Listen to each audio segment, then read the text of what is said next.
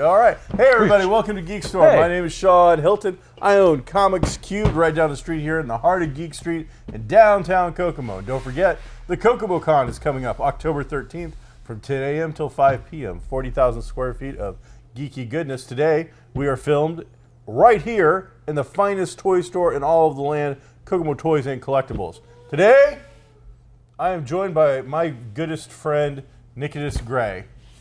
Nicholas Gray, welcome to GeekStorm. It's been a minute. It has been. I was just thinking about this, and I was like, man, as we were going just a second ago with the stuff that had gone on, I'm like, man, actually, I haven't been on the show in a minute. It's been a little while. And it's like I was exiled.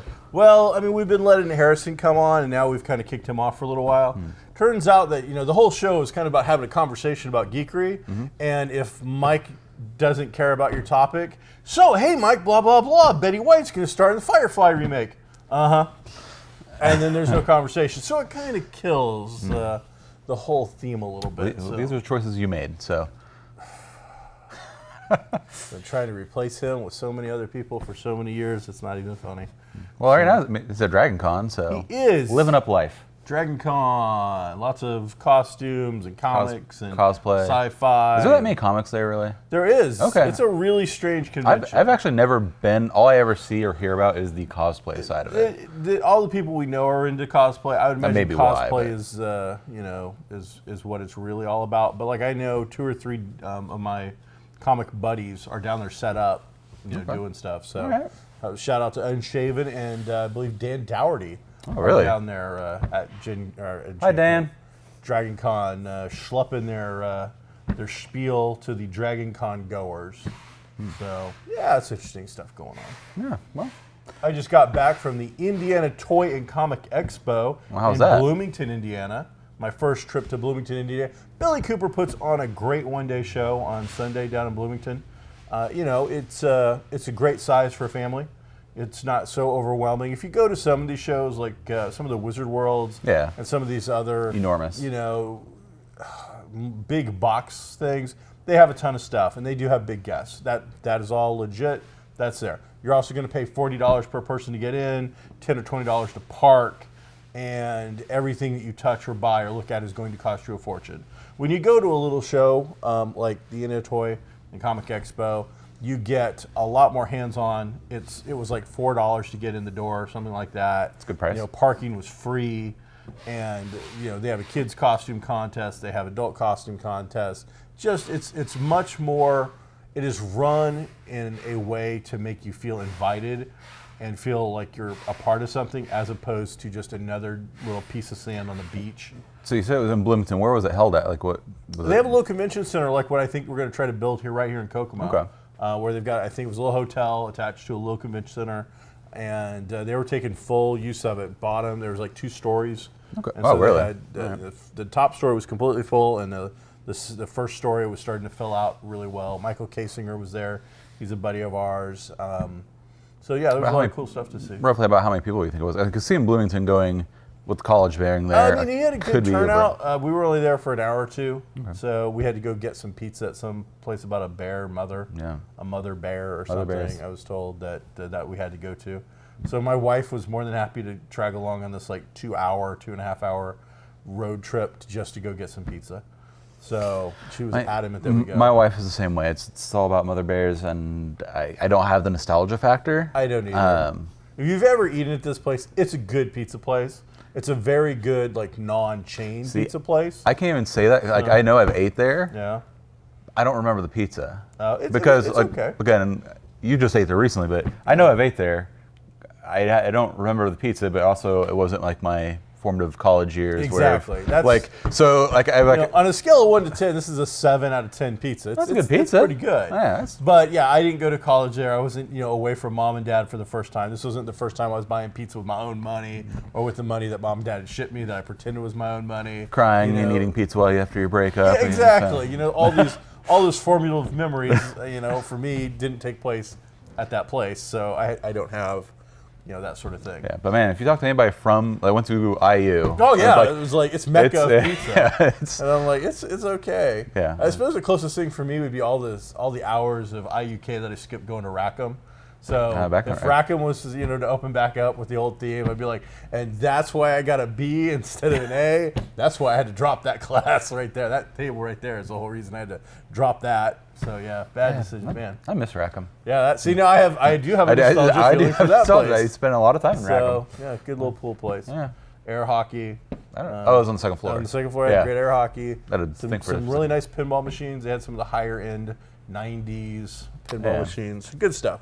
So hey, let's get into some geekery because there's been some stuff. I'm fine with the Sean Inch trip down memory lane. So it turns out we lost a couple of comic book icons. I think Russ Heath died. He was a famous artist who produced quite a bit of material for DC, well known. And everyone else actually. He was all over the place. The guy was a living legend. Gary Friedrichs, a little more well known in some circles. He was one of the co-creators of Ghost Rider. Ended up with some legal troubles with Marvel Comics over the years. Gary rightfully claimed to be the co-creator of Ghost Rider, but then he also tried to claim that the rights to Ghost Rider had somehow been lapsed, and so he tried to get the rights to Ghost Rider. And of course, all this was happening about the time Nicolas Cage was doing those 2 horrifically bad movies. And so then he sued them. Marvel had to countersue, and then it eventually all dropped, only for him to bring it back up a couple years later. And then Marvel it got really silly and crazy. He passed away, and then I hate to say it, I can't remember her name. I'm horrible with names. Mary? Maid Marian? No, a well-known, and unfortunately I'm blanking today. I guess I should have Harrison this and just wrote it all down. But then not let me see it. No, you can't see it. A famous female comic book creator passed away. She started doing work for her brother, and then moved into Marvel. Ended up penciling and inking. I want to say coloring. I think she started off as a colorist, went into everything you could do. She pretty much was that person you went into that knew every position. It was like, this is how you do it. And she was credited as being the co-creator for Spider-Woman. She designed kind of that iconic black original and red. Actually, I mean, it's funny, Spider-Woman never got a lot of respect in the books for some reason.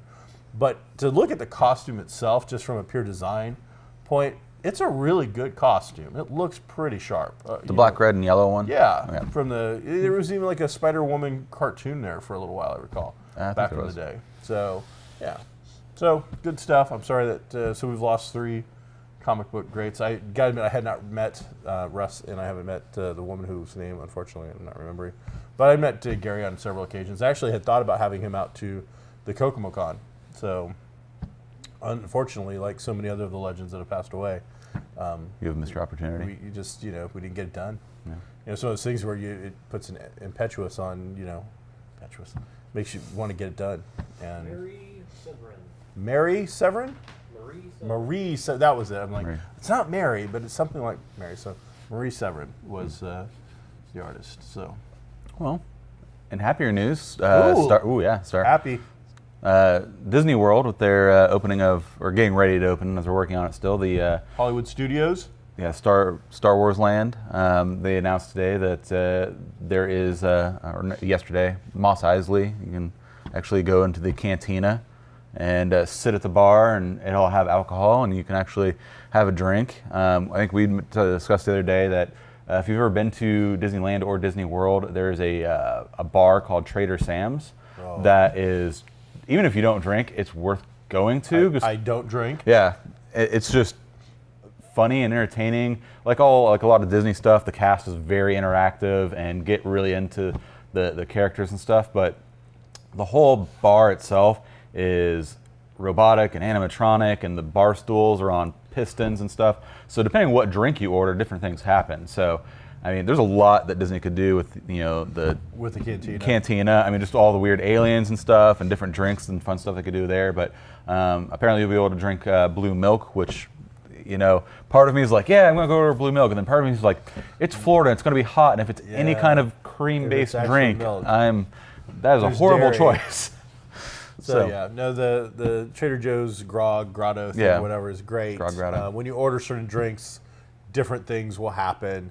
So if you order, something, all of a sudden it gets dark and rain will actually come down, and stuff like that. Volcanoes will erupt. It's exactly. It's a good experience. Have you ever pictures? Yeah. Yeah, I recommend it to everybody. It's a great time. And the Plus drinks they have are a lot good. of souvenir glasses. Yeah, that's why they get like you. ceramic and made into different forms. They're not just like a glass that says Sam's Grotto on it. Like I got a Nautilus that's the size of a football. And I don't drink, so I had to pay for like a $50 drink for my buddies, so they could drink it for me. So we I could grab appreciated it. So big drink.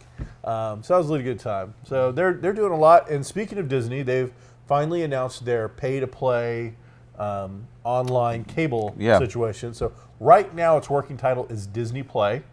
A couple of different options are going to be available. It sounds like, but basically, they're going to go out of their way to undercut Netflix. And Hulu, from what it looked like. Really? I was pretty sure it's cheaper than Hulu. Okay. So that'll be cheap. Now, a lot of people are losing their minds about the amount of content that they have. And I'm like, once you take out Star Wars, Marvel, and the classic Disney cartoons, there's still a lot of content. But those are like the three biggies. I think they're talking about when you add in Fox. Fox? Because the amount of stuff they got from Fox, sure, that is really going to Fox. Fox Searchlight, Fox. So we'll end up with Disney streaming. We're going to end up Disney or DC streaming from Warner Brothers is coming real soon, like anytime now. So there is a lot of options that are going to be available. Well, yeah, any more cable's going to cable's going away, and you're going to online a la carte. So pay for what you want.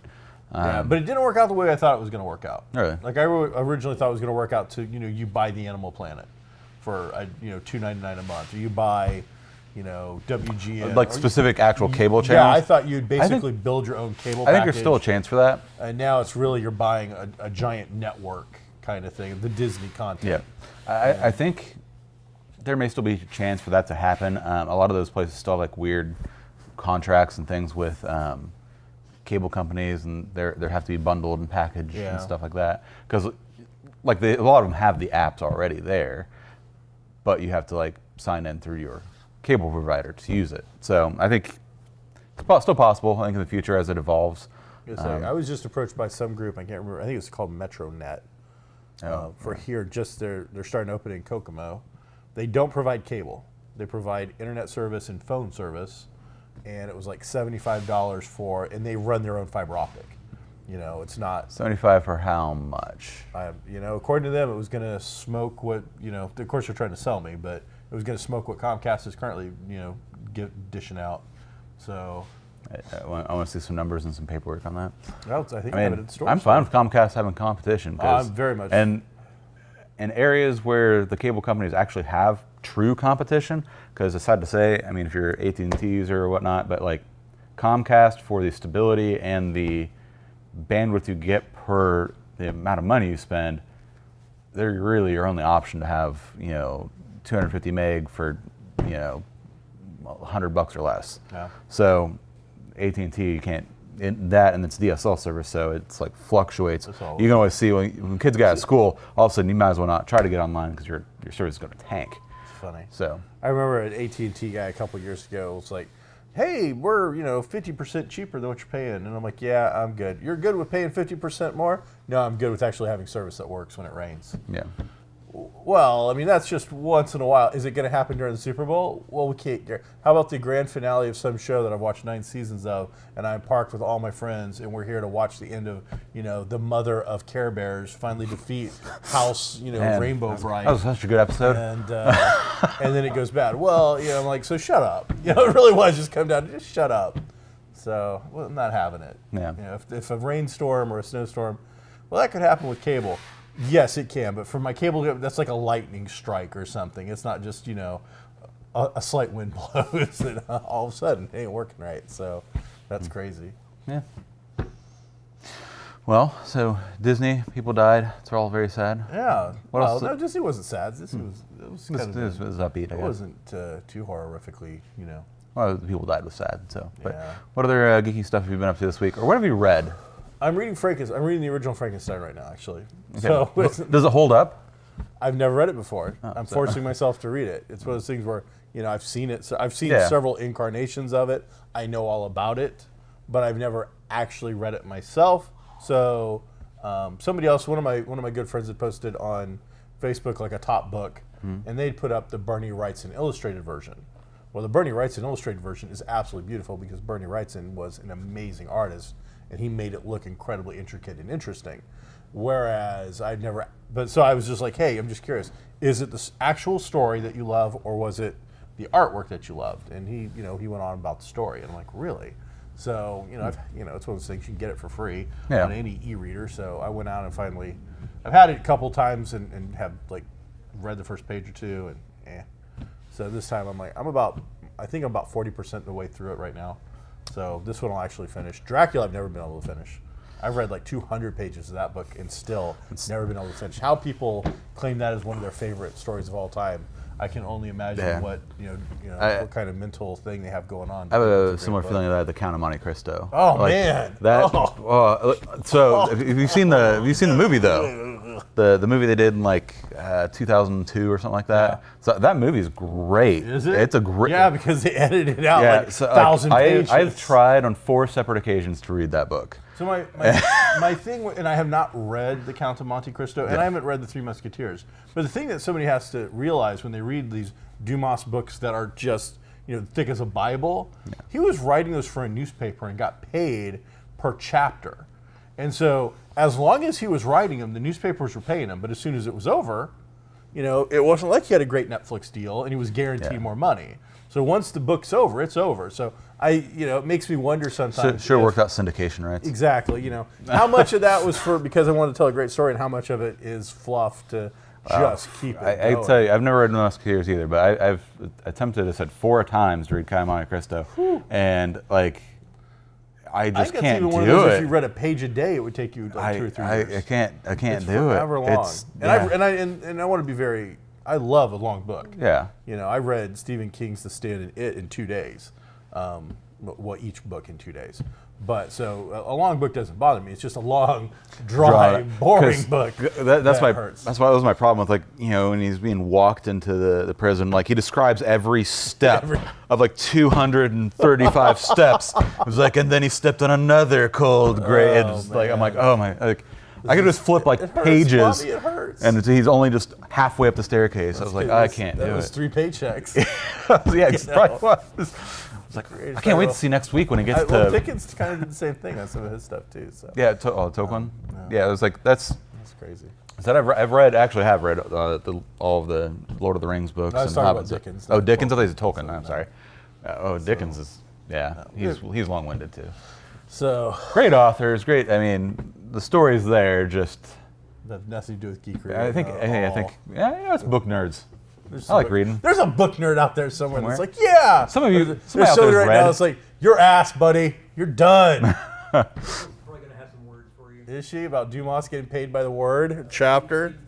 Since I've been reading Three Musketeers, she's been heavily pushing to get me to read Count of Monte Cristo. Really? Well, she's read that book all the way through, beginning to end, every word.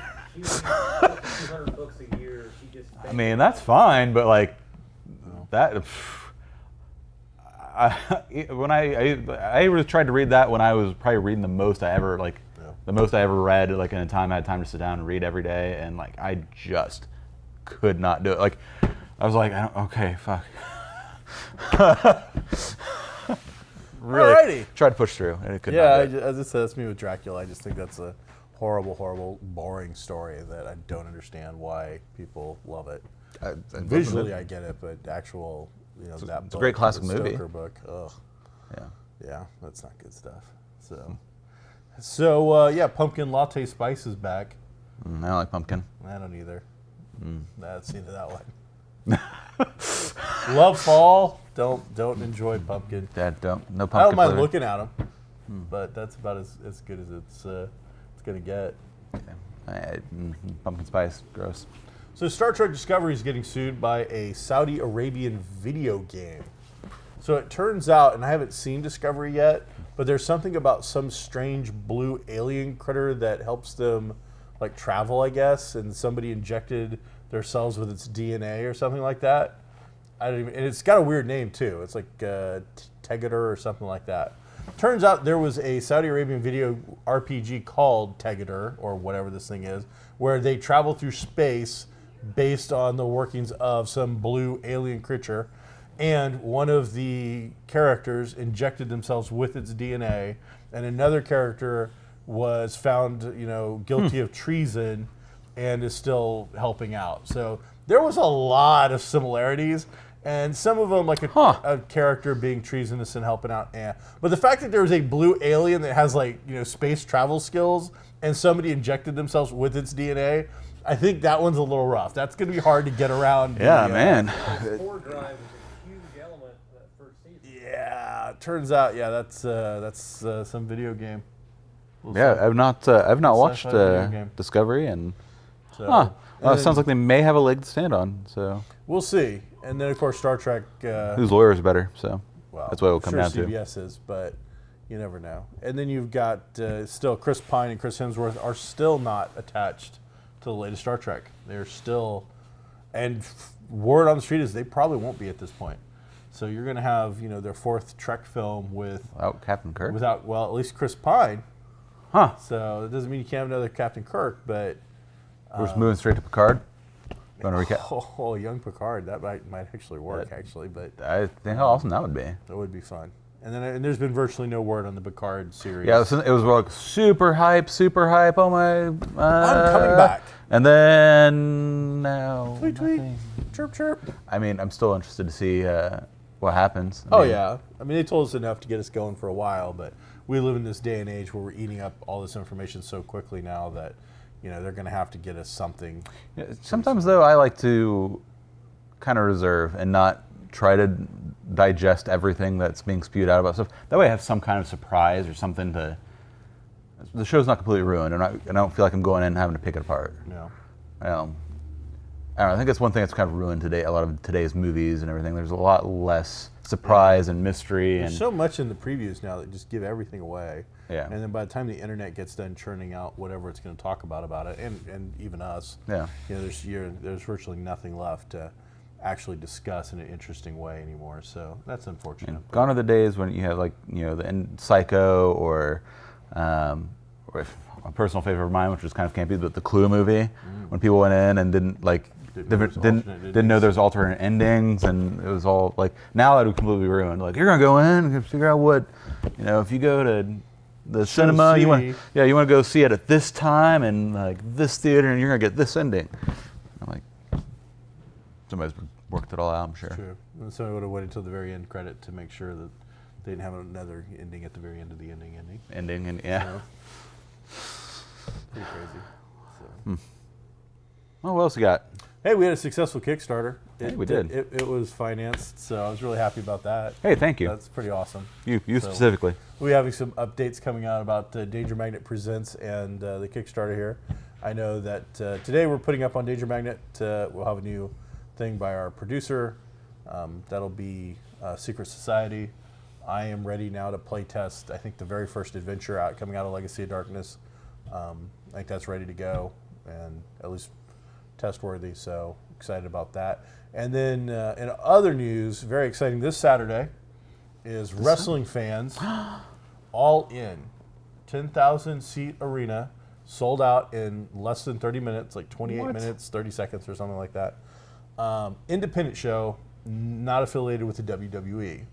So since WWE's biggest competition, WCW, went out of business, this will be the first time in almost a decade that anybody in the United States has been able to sell a 10,000 seat arena. In fact, WWE shows sometimes don't sell out a 10,000 seat arena anymore. The pay-per-views do, but the normal house shows and stuff, that would be impressive. But this is an independent show with Dusty Rhodes Kid, Cody Rhodes headlining it with some other people, and basically everybody that's not with the WWE, expect to see them. It's really crazy. Yeah, 2 or 3 different organizations have all signed up. I think 2 Japanese organizations are going to be involved, huge organizations over there. So some really cool looking stuff. I'm going to be hanging out with our buddies Rudy and Brando. And, they pay-per-viewing it, or yeah. Okay.